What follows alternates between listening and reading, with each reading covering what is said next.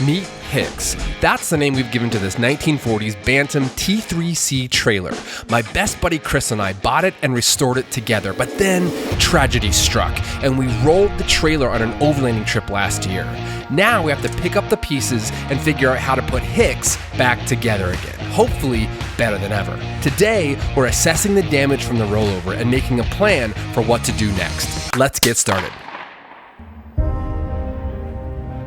Chris had put a new ball hitch on HICKS temporarily so we could tow it to my place and do an assessment on the damage. Okay, so we're gonna assess the damage on HICKS and talk about some of the things that we're going to swap out and some of the things that we really still need to assess. So for example, bed rack, molly panels, hitch, coupler, and then we're gonna take a look at the axle. That's probably gonna be the most important thing to take a look at to see if it still works. We have taken the bed rack off because it was basically trashed. And so you can see the old bed rack is still in there.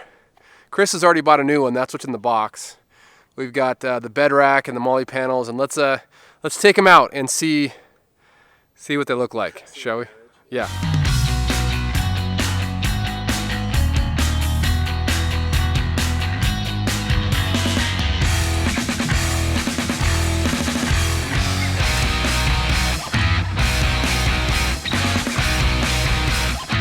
We've got some serious damage here to the bed rack. That's cracked. That's all bent to hell and gone. And the molly panels are actually okay, but you can see the molly panel mounts are just gnarled and twisted and totally unsalvageable. So we're gonna have to figure out what to do next. The things that we're going to salvage are on the actual towers themselves. We'll be salvaging the low voltage lights. Those actually don't have anything wrong with them. They're still in great shape.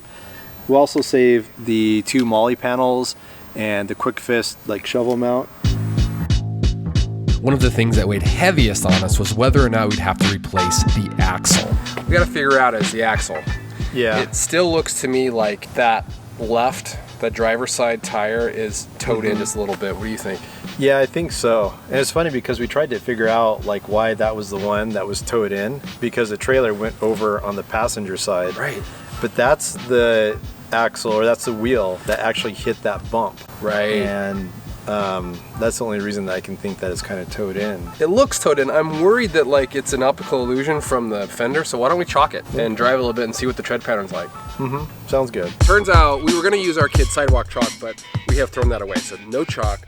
But Chris was noticing the tread pattern, so let's go take a look at the tread pattern that he's seeing on the tire just based on the drive from his house to mine. So we were gonna chalk the tires, but as Will stated, he threw away all of his kids' chalk, which I don't know what kind of monster would do that.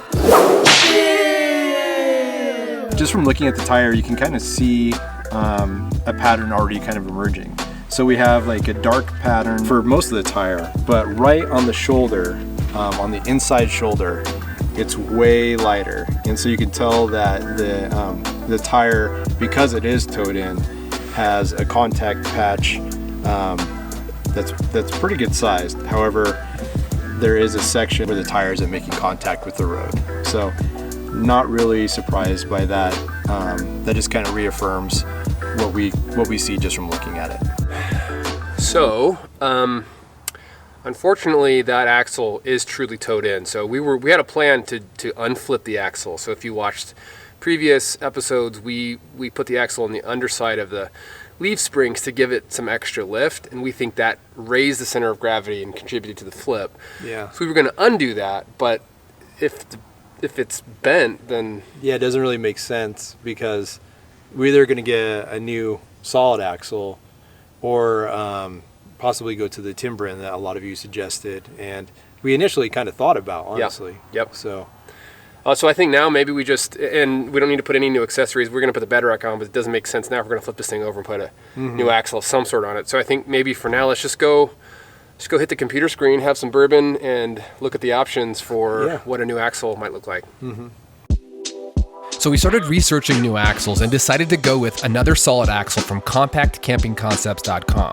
They make custom 3,500 pound axles and we really liked working with them. We also decided to buy a new hitch from eBay, which looked very similar to a lock and roll type setup. And lastly, we ordered a new tongue box from Amazon. This one plastic instead of metal because we wanted to save some weight as well as add a little more storage. Now all we had to do was start rebuilding everything from scratch. No big deal. Join us next time as we get a first look at the new hitch and bed rack and start putting HICKS back together again.